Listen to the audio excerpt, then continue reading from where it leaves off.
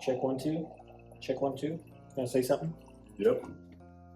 Hey, welcome to the 98% podcast where we hear real stories from real people. So,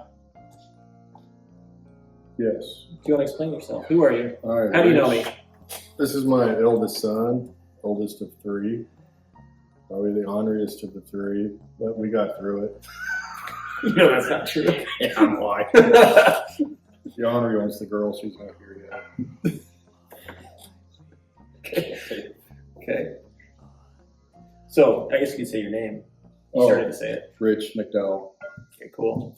So I had Mom do this too on the last episode, but so what's a story, a memorable story between you and I? Oh, yes.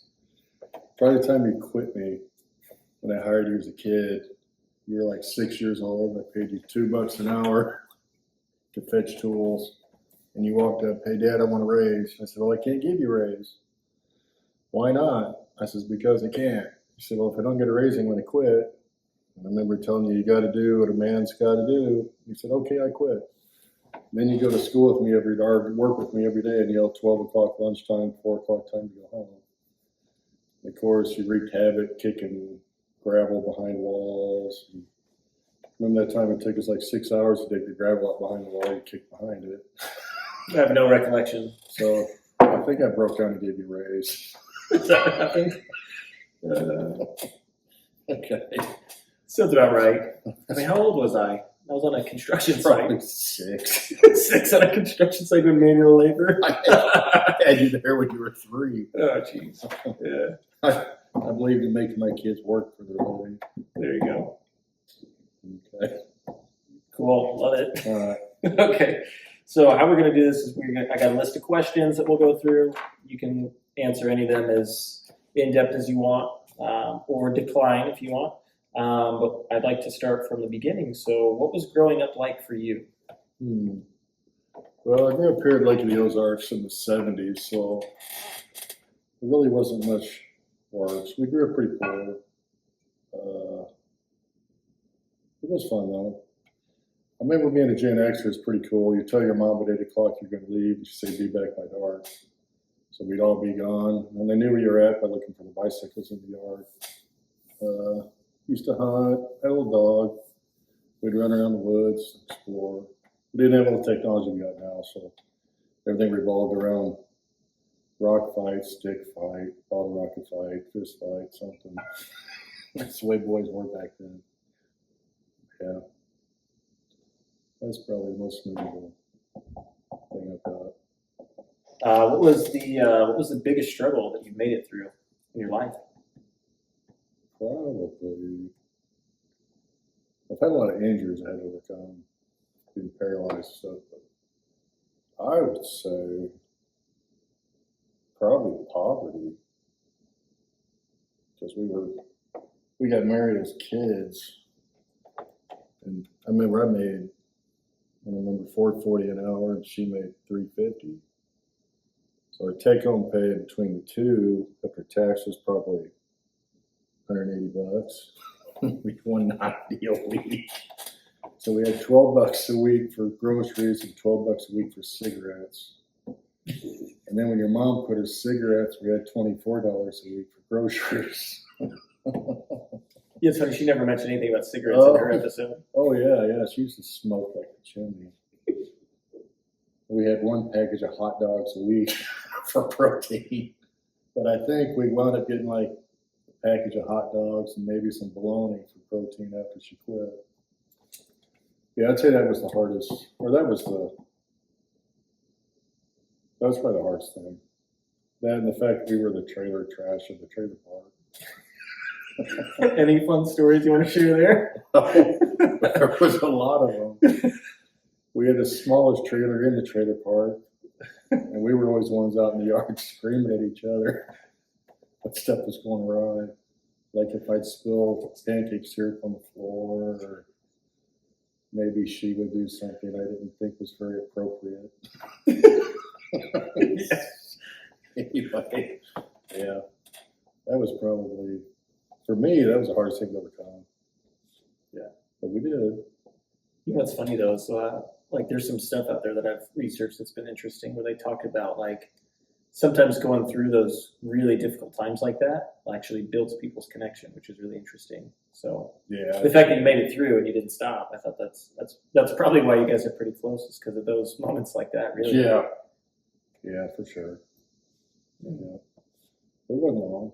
We had our own business going probably within 3 to 4 years, and stuff was starting to look up. Yeah. So it really was only probably, I don't know, 3-4 year battle. It started getting better. Makes sense. Yeah, not making money, living with someone new. Yeah, and both of us were not good. Yeah, not good. Your mom, every sentence started into with the F word. She was ready to whoop A. Yeah. I was scared to take her in public. I was the same way though. Somebody look at me wrong. What do you want? Like, jeez. Yeah. It's funny. It's funny because people are going to watch this episode and they've watched the last episode of Mom and aren't going to know any of this stuff until now. She left out cigarettes. She didn't say all the curse words. Oh yeah. When I met her, I'm like, this is everything in a woman I didn't want. And yet it worked out. It did. It's so good. People can't even believe the stories I tell them. Yeah. Like, that's not little sweet Christina. Yes, it is. Yes. That's funny. Okay, so poverty for you is the biggest struggle. You made it through. So what are you currently going through? That's positive or negative that you'd like to share? Well, that's a hard one there. I'd say positive. Concrete's always been good to me, but it's hard on your body. And we've just started getting into different avenues for income. And it's been going pretty good. We've got a little crew that's doing some framing, got another crew doing roofing. And now it's laid off. We don't have to be out there 9 to 5 packing forms all day. We're making money other ways, which has been nice. That and my wife's nice now. She's not mean like she was 30 years ago. that's the reason. Gosh. Yeah. That's funny. Okay. Okay, cool. So you've enjoyed the roofing stuff a little bit more then, huh? Yeah, quite a bit more. Because we're not having to do it all. Yeah. We watch, and I mean, if something goes awry, you're the one who takes the heat, but that's very rare. Yeah. And just curious, so why did you stick with construction? So I know you started that at a young age. You were what, 19 when you started or something like that? Construction. And then I know you had a little stint where you did gym stuff, which you can share about if you want. But the gym was fun, but it's hard to make a living in a gym with one gym. It's okay. I mean, we'll survive, but I forgot the question. Yeah. So why construction? Why did you do construction since a young age? I guess that's all I knew. Yeah. Parents did it, grandparents, his parents. So it's just kind of ingrained in you when you grow up to do construction. So we did construction, but it turned out good. It's okay. It's hard on your body and hard work, but it panned out okay. I'm happy. Yeah. Cool. So then, so this question I asked Mom earlier, but so it's what's your story? So if you were to kind of reflect on, because you mentioned kind of like growing up a little bit. You mentioned, kind of the years where it was poverty driven, but like, and you mentioned construction work in the gym. But what's kind of like your story? And if you had a title of a book that was your life story, what would that title be called? Probably overcoming obstacles. Yeah. Yeah. It Okay. would seem like there'd be something goes awry, then it straightens out. Something else, and it straightens out. It's kind of like overcoming obstacles. Yeah. So then, what were some of those obstacles? Well, in the powerlifting game, when I did that, it was mostly injury prone. Yeah, tell people about that a little bit. So powerlifting. So you powerlifted. What was it like getting into that? What was I actually your got best into lift? that as Yeah. a kid. Did my first meet in 1983, so I was 16. Little bitty guy, weighed $165, which you can't believe now. Yeah, I say people look at you, they know you do something lifting wise. Yeah. So, yeah. Did that till 85-ish. Me and your mom got married. Well, we met in 86, got married in 87. 91, we did one. Then we got into bodybuilding, did that for a while. Then we did another meet, I can't remember, 99, 2000. And then finally in 05, we started doing consistent. She did bodybuilding and powerlifting. I did bodybuilding a little bit in the 90s, but quit because my physique wasn't that good. You're built to push I heavy was built things. to push heavy weight, yeah. But, Yeah. yeah, I did good. Got the all-time world record 50 plus multiply, all federation, all weight class, Which was what? 865. 865. I've hit 1,015 in the gym. I keep trying to do another meet. I get to training for it and I get hurt. So your mom keeps telling me to quit, but I keep saying I got one more. So you did 1,015. So was that like legit? That wasn't like off of a board or what was No, that? I was touch and go Really? off the chest. Wow. You know, it wasn't a pause. It wasn't a meet. Yeah. You know, for so it's sure. just a gym. Bro. Did they So I make wouldn't video? count, but yeah, it is on video. Okay. You could find it. Cool. But yeah. What kept you doing that? Why stay with powerlifting? I just liked it. When I was a kid, my dad was strong, uncles were strong, and I'm like, I'm going to be like those guys. So just got into it and really loved it. And it just seems like the last couple of years, I'm kind of getting finally my fill of it. Yeah. I used to put on powerlifting meets, now I'm kind of burnt out. Yeah. I still go to the gym and lift.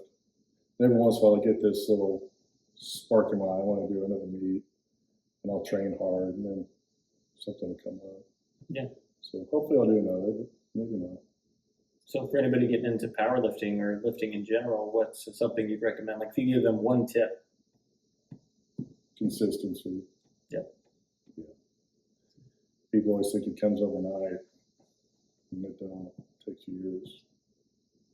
All your best lifters at the meet, you'll get some anomalies, but usually they're 40 something, even 50. Yeah. You know, your kid gets in early 20s, can't figure out whether they're lifting what the old guys are. Well, they've been at it 30 years. Mhm. It takes time. Yeah. So my mom didn't mention this though in hers, but yeah, she won that one bodybuilding meet. Oh, yeah, she did. She was in nationals too. Yeah. And she also broke her arm on TV. That was on TV? TMZ was there filming it. She snapped her arm in half pinching. Oh, that was a wild story. I was supposed to do the Mindy Classic, and she was doing that meet. It was at the same place. We were in LA. Where was that at? Staples Center. Yes. She snaps her arm in half. She's sitting there. Me and Scott Mendelson are spitting on her fingers, trying to get it ripped off her hand. EMTs are showing up. She's like, "You got to go do your meet." I'm like, "I am not doing my meet, not after watching this." Her arm sideways. Talking about trauma. Yeah. That night, my buddy calls me, Scott calls me, he said, "Rich, you wouldn't believe it. You'd have won the whole competition." Well, that's a $5,000 payday. It's like, "That's great." I says, "What was it?" He said, "Everybody bombed out. Some guy only hit a 435. I said, "Oh, that's great." So instead of her winning her 500, me winning $5,000, we wound up going in the hole probably 10 grand for hospital bills. Dang. That was fun. See, I heard that story. I didn't know that was on TV though. So you can actually watch it? Yeah, if you could find it. We've been trying to find it. We can't find it. Yeah, it's right on TMZ. Now, the owner of USB, I asked him if he had it, and he said, "Yeah, but he won't show it to us." Why? I don't know. I think he's scared he's live. Well, I don't know. Can't show it. It's been 10 years ago. It should be safe now. Jeez. Yeah, that's crazy. Yeah. It was fun. Yeah. So, wow, that's wild. Okay. So, so you said, so you did powerlifting, you did the gym, did construction. You said your title of the book would be called Overcoming Obstacles. Were there any other things that were obstacles that you had overcome that you thought would be cool to share? Well, as far as I remember, I blew my wrist apart. Doctor said you never bench again, which he was wrong. And I you did. And then I had another injury. This is the same thing. I remember the back injury or the back surgery you did. Yeah, paralyzed my leg. Yeah. That's Was it the left or the right that was paralyzed? left. Yeah. And it's bad because I had the back surgery because the right leg had numbness. And I come out, the right leg's fine, the left leg's totally paralyzed, can't even move it. And you go from squatting 6+ for sets of 10 to trying to get off the toilet seat. Yeah. That was a hard point. Yeah. No, You don't know if it's going to come back, and you do physical labor. no, I remember. And the thing is too, is like you've always been used to, walking, lifting, doing all that, and have that taken away, especially abruptly. I could see that being really tough. Yeah, and I cannot imagine somebody with both legs Oh yeah. paralyzed. That'd be terrible. Yeah.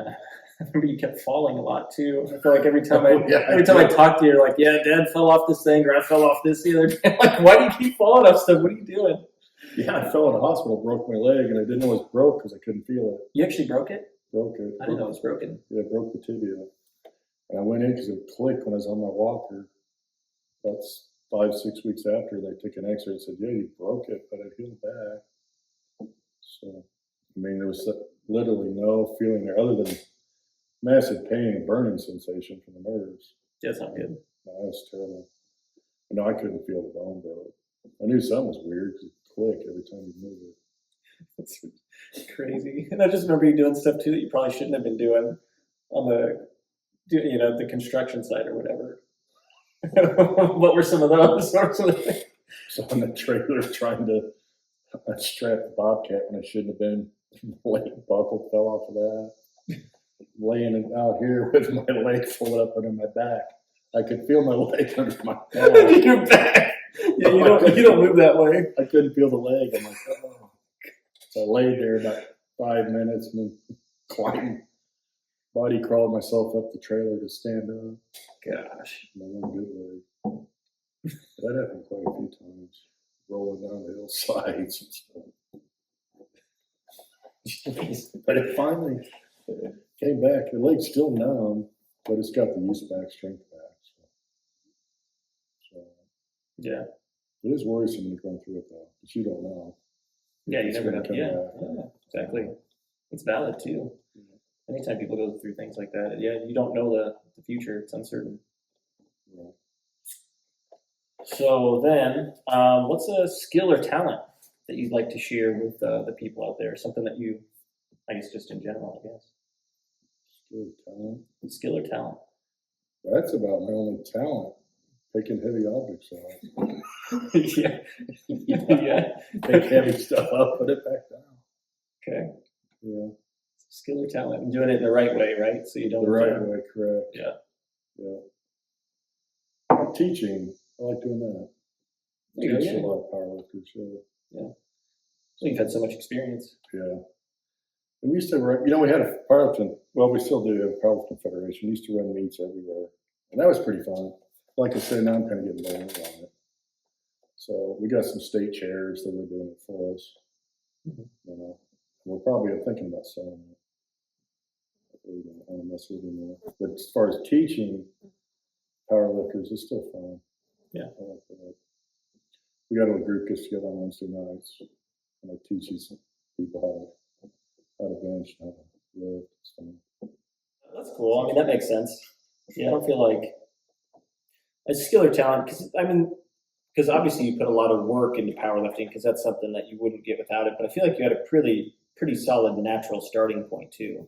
Yeah. Is that fair to say? No, I did. Yeah. When I started working out as a teenager, I worked out 6 months and went from a 135 bench to 290. In 6 months, I won the bench trophy at school. Yeah. So right there is when I knew there was something there. Yeah. I mean, we're trying to go for a 600 raw bench, and it's right at 5, and it took me literally 4 weeks, 5 weeks. Yeah. So Yeah, it's crazy. I just always got strong and easy. That was my one talent. I was pretty athletic. Mm-hmm. Probably not as athletic as you were. I was pretty athletic. Yeah. Really good at track and field. That was probably my best. Yeah, me too. So then, and you probably got the strength, you say, from your dad then, huh? Yeah, Dad was the strongest human I've ever seen for the first time. Just natural, yeah. Natural. I took him in a gym. He'd never touched a weight. He had 275 for 4 reps. And I mean, it was ugly. It was these numbers. And I'm like, oh my gosh. Most of the guys I trained started like 90. Yeah. I even had guys start at 60. And here he is, 275 reps. He's like, put another plate on. I'm like, no, we ain't putting another plate on. You've never been underweight in your life. And he just smashed it. It's crazy. That's crazy. Also, to grab an 80 or 100 pound dumbbell, curl it real quick.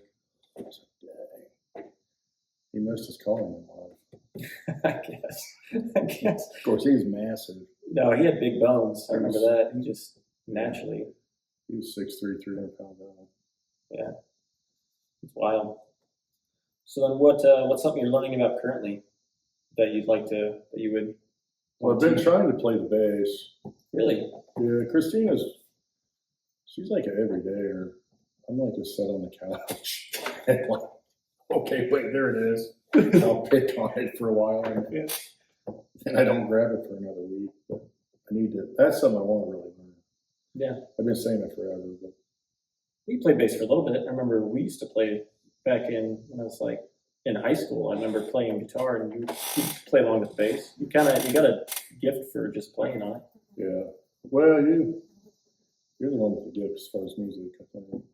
I remember buying the guitar. I was going to learn, and then I threw it in the corner, and you grabbed it and learned. Well, I think I'm stubborn, and I have a gift of creativity. I don't think guitar. It took me 2 years to be any good at guitar, and that was like nonstop playing. So Yeah. I don't know if it's a gift, but I have a gift that helped me learn it. I think. Do you ever tell the people the story that your mom said when you asked her if you were as good as? Oh, I was talking about that in the car today. Oh, you were. I don't remember the full story. My version is different than hers. Basically, what I took out of it is like, "Hey, Ricky, you suck at guitar." Basically, Yeah. I remember being like, "Dang, that really hurts." But then what that did is that like made me start trying it harder. And her version is obviously she's like, "No, I didn't say that. I said this and maybe." And I believe she probably did, but that's how that's what I heard. I heard it. That's how I took it too. That's what you said. Yeah, you suck at guitar, Ricky. And that was like after 2 years of playing. So I'm like, oh gosh. Yeah, but you got good after that. I did. Yeah, I did. Yeah, it took I know. time. I think you're talking about you're better than that kid in school. No, you're not. That's what she said too. I don't even remember, but that makes sense. No, you're not better than him. Yeah, yeah. I like to compare. I like to compete and be good at it. But yeah, it took a long time. That's the thing about learning by yourself, right? Because I refuse to take lessons, so kind of teaching yourself. It's cool because you get to learn a unique way of doing things, but it takes a long time. So yeah, it was fun. I think it is better self-taught I think so. because you do some things that you learn on your own. Yeah. It's like you come to the conclusion, like you learn it from its kind of like from its like foundational stage, which I think is really important, rather than just like you're learning chords, but why do chords do what they do, or what, you know what I mean? Like that's what I've always liked. That I've always liked figuring out what's at the foundation of like any type of learning. I think it's important. It's the same thing with powerlifting. Yeah. People think you crawl under a bar, you just pick the bar up, you bench it. No. That's not it. Mm-mm. There's so many things in that. Yeah, It and, took me literally 10 years to perfect technique on that. yeah. And how did you learn? Over and over and over. Exactly, the experience, right? So like, yeah, there's videos out there that teach you things, but like that, but to really understand on that foundational level is like to actually experience it. It's interesting. My buddy old Scott Mendelson, he said, one day it's just going to click. You're not even going to think about it. And he was right. One day it just clicks. You never think again. Your body just does it. But I remember that first 8-10 years, it's just, oh, I forgot to do this. Oh, I forgot that. Forgot to tense this muscle. That's crazy. It's just natural. I remember going there with my tricep blew out and smoked the other guys I was training. And it wasn't because I was stronger at that time. I just had more technique, Yep. Makes sense. Okay, cool. So you're learning the bass currently. So what are you trying to get out of learning it? So are you just wanting to be able to write songs? You just want to be able to play bass fluently? You want to play somewhere? What do you want to do? like writing songs. Problem is, they come in my head and I got no way to put them on paper. So the bass would be that way to do it. So I can't, yeah. And with your mom playing guitar, you could scratch it out. Family band. Right, family band. Remember that time? So we need to start a family band. No way. And I just learned all the instruments myself, I guess. Yeah, we never played. Well, we played together. Like I said earlier, we played a little bit for fun. Yeah, I remember we played that Moto Grader song. Remember? Oh yeah, I forgot about That was like our jam out. That was fun. Forgot about that. Yeah. That was fun. Okay. So then, what are you doing for fun? That's the next question, actually. We actually just started riding bikes, and I forgot how fun that was. Kind of enjoyed it. We went on a camping trip, took the bikes, and then about killed myself. I could do everything I could do at 15, trying to jump curbs and stuff. Yes, you mentioned you tried to jump something and just didn't jump. You didn't get it off the ground. No, I didn't get the front end of the bike up.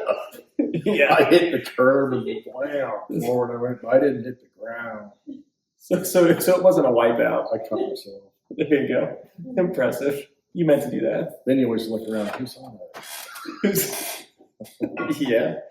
I was like, I dare you to drive this through that pond. Oh, jeez. It was pretty fun. Yeah, you didn't get hurt. Yeah, I know, I probably should. 30 years off the bike. And watch this.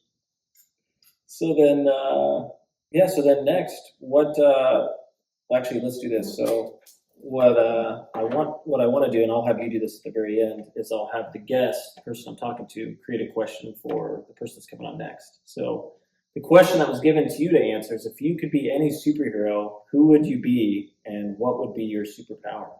You mean like Thor or something? I mean, or you can create your own, whatever you want to do. I think the Hulk. Nothing greater than just picking anything up you want, throwing anything you want. Not surprised it goes Smashing people. the ability to just push things. Yeah, I just want to be a brute that just picks up things. I told Christina after his reincarnation, I want to come back as a Bigfoot. Not surprised. Do you want to share about Bigfoot with the with the audience? Nope. No. Okay. Okay. Fair. Okay. So you'd be the Hulk then. Love it. Okay.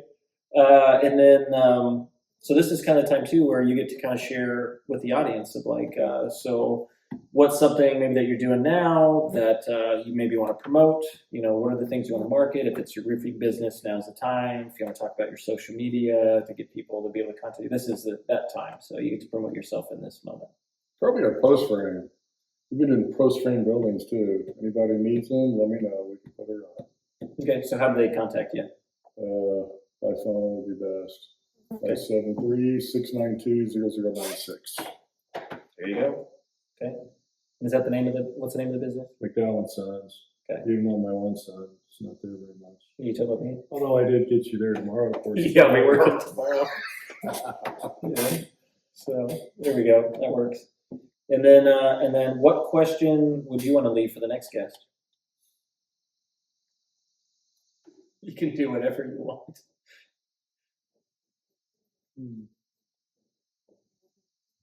If you could get punched anywhere, where would you get punched? There you go. You can do whatever you want. Yeah. That's about right. Okay. So, hey, let's word that for me. Would you rather get punched in the nuts? Is that really what you mean? No. Okay, hold on. What if it's what if the woman is the next guest? We got to think about that. Okay.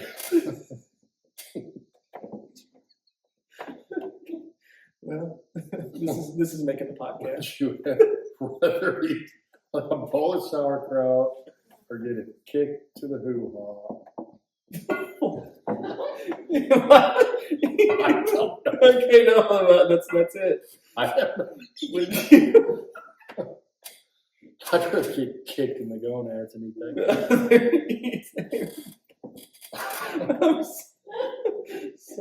Sauerkraut. Yeah. What's the deal with that?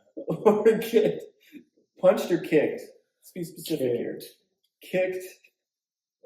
And Kicked in the Well, since it's a man or female, let's just say kicked in the privacies of middle section. Yeah. Okay. Okay. I shouldn't have expected anything less. Okay, cool. Okay. All right. Anything else you want to talk about? Not really. Okay, cool. I'm good. Well, I appreciate you doing this little podcast with me. Thanks for coming down. No problem. All Cool. I'm sure you'll be on again sometime. right. Yeah, I'll come up with some better stuff. Okay, cool. Still need to start our little testing tank where we test products. Product testing. Yeah, Oh, you're talking about that YouTube video? yeah. If it doesn't work out, you gotta destroy it. There you go. All right. You should probably work on that now. Good idea. Okay, cool.